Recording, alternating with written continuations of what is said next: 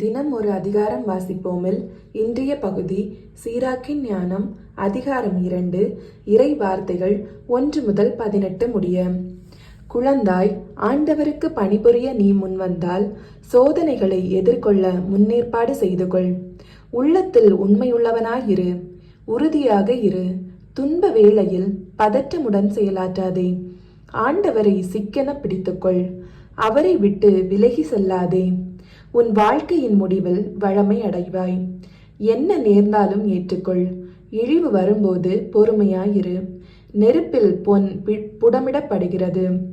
ஏற்புடைய மனிதர் மானக்கேடு என்னும் உலையில் சோதித்து பார்க்கப்படுகின்றனர். ஆண்டவரிடம் பற்றுறுதி கொள், அவர் உனக்கு துணை செய்வார். உன் வழிகளை சீர்படுத்து, அவரிடம் நம்பிக்கை கொள்.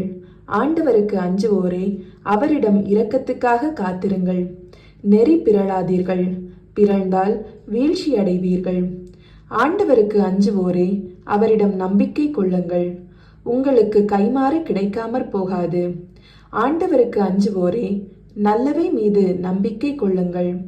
நிலையான மகிழ்ச்சியையும் இரக்கத்தையும் எதிர்நோக்கி இருங்கள். முந்திய தலைமுறைகளை எண்ணி பாருங்கள்.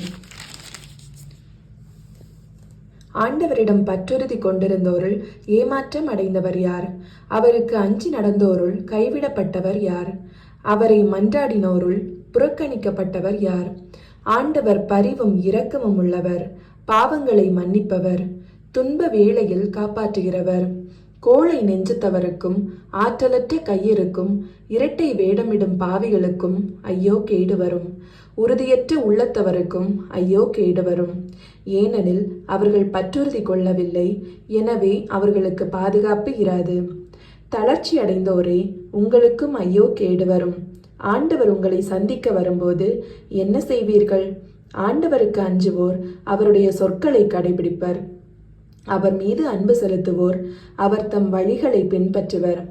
ஆண்டவருக்கு அஞ்சுவோர் அவர் தம் விருப்பத்தையே தேடுவர்.